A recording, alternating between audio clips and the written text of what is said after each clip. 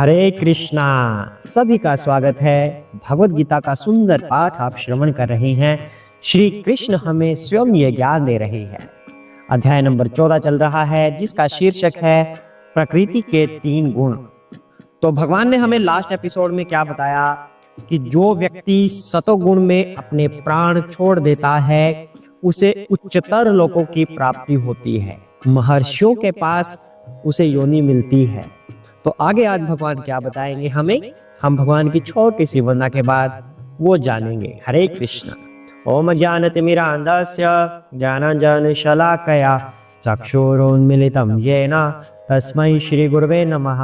श्री कृष्ण चैतन्य प्रभु नित्यानंद श्री अद्वैत गदाधर श्रीवासादि गौर भक्त वृंदा।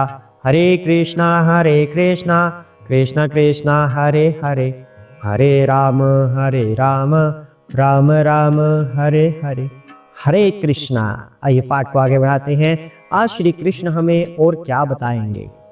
रजसी प्रलयं गत्वा कर्म संगीषु जायते तथा प्रलीनः तमसि मूढ़योनिषु जायते। हरे कृष्ण।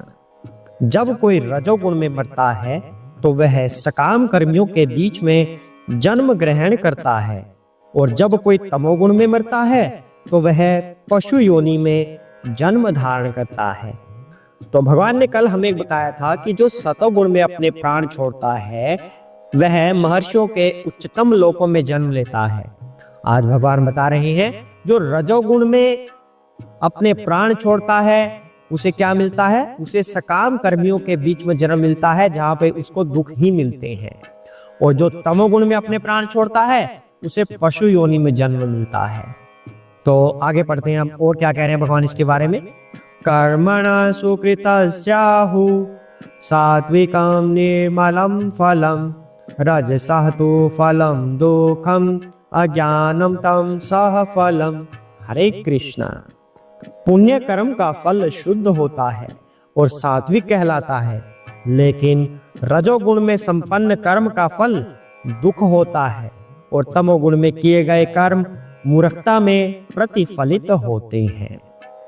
भगवान कह रहे हैं जो व्यक्ति सतोगुण वाले कार्य करेगा वह सात्विक कहलाएगा, अच्छे कार्य करेगा सात्विक कहलाएगा। मान लो अच्छा खाना खाएगा, सतोगुण से प्रेरित खाना खाता है, जैसे शाकाहारी खाएगा, फल सब्जियां खाएगा, मांसाहारी का भक्षण नहीं करेगा, तो वह सात्विक कार्य कर रहा है, सात्विक कहलाता है।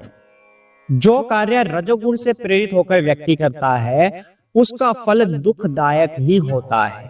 कैसे? अब मान लीजिए किसी व्यक्ति को ये इच्छा हो गई कि मुझे तो बड़ा घर बनाना है, बहुत बड़ा घर बनाना है, तो उसके लिए वह दिन रात मेहनत करेगा, लेकिन उस मेहनत के अंदर कुछ गलत कार्य भी कर सकता है कि मुझे जल्दी से इतना बेनिफिट हो, जल्दी से घर बन जाए, तो कुछ गलत कार्य भी करने लगेगा। मतलब सकाम कर्म करेगा पर उसके अंदर कुछ गलत भी हो सकता है। तो भगवान कह रहे हैं इस तरह के सकाम कर्म जब व्यक्ति करेगा तो उसका फल दुखदायक ही होगा। गलत कार्य का फल गलत ही होता है, दुखदायक ही होता है। तो सकाम कर्म करते करते हम कभी कभी कुछ गलत भी कर बैठते हैं, इसलिए भगवान कह रहे हैं सकाम कर्म का फल हमेशा दुखदायी ही होता है। अब भगवान आगे कह रहे हैं तमोगुण में किए गए कार्य, मूर्खता में जो कार्य करते हैं वो मूर्खता में प्रतिफलित होते हैं। अब तमोगुण में व्यक्ति आलस्य रखेगा, नींद रखेगा, यही तो तमोगुण के बताए थे भगवान ने कि क्या क्या होता है तमोगुण में। आलस्य होना, नींद होना, सनकपन होना, गुस्सा आना, जड़ता होना। तो जब व्यक्ति आलस्य से कोई कार्य करेगा तो क्या रिजल्ट मिलेगा? रिजल्ट कुछ होगा ही नहीं, माइनस में जाएगा, रिजल्ट नेगेटिव हो जाएगा। जब नींद में कोई कार्य करेगा या करेगा ही नहीं, मतलब सो रहा है, तब क्या रिजल्ट मिलेगा? कुछ रिजल्ट ही नहीं आएगा, नेगेटिव इंपैक्ट पड़ेगा उसका। जब व्यक्ति जड़ हो जाएगा, जड़ बस ऐसे बैठा है, तो क्या फल होगा? खराब फल होगा। गुस्से में, सनकपन में जब कोई कार्य करेगा तो उसका क्या फल होगा? खराब फल होगा, क्योंकि गुस्सा इंसान की बुद्धि को हर लेता है। तो उसका फल भी बुरा ही होगा। तो भगवान बारी बारी से तीनों के बारे में बता रहे हैं। सतोगुण में किया गया कार्य सात्विक कहलाएगा, रजोगुण में किए गए सकाम कर्म हमेशा दुख ही हमें देते हैं, तमोगुण में किए गए कार्य हमेशा खराब रिजल्ट हमें देंगे। तो तीनों के बारे में भगवान ने बताया है हमें, और हमें कम से कम सतोगुण में तो स्थित होना ही चाहिए, बल्कि इन तीनों गुणों से ऊपर उठना चाहिए। ऐसा क्यों, ये हम पहले डिस्कस कर चुके हैं इसी अध्याय में, कि सतोगुण में भी कुछ विकार रह जाते हैं। सतोगुण वाला रजो में कन्वर्ट हो सकता है। सतोगुण वाले के पास ज्ञान होता है, पर वह भौतिक ज्ञान होता है, आध्यात्मिक नहीं, तो वह ऊपर नहीं बढ़ता, संतुष्ट होकर रह जाता है। इसलिए हमें कम से कम तो सतोगुण करने चाहिए, पर हमारी कोशिश ये हो कि हम उससे भी ऊपर जाएं, दिव्यता को प्राप्त करें। हरे कृष्णा। आगे भगवान क्या कह रहे हैं? सत्त्वात् संजायते ज्ञानम रजसा लोभा एव च प्रमाद मोहो तमसः भवत अज्ञानमेव च। हरे कृष्णा।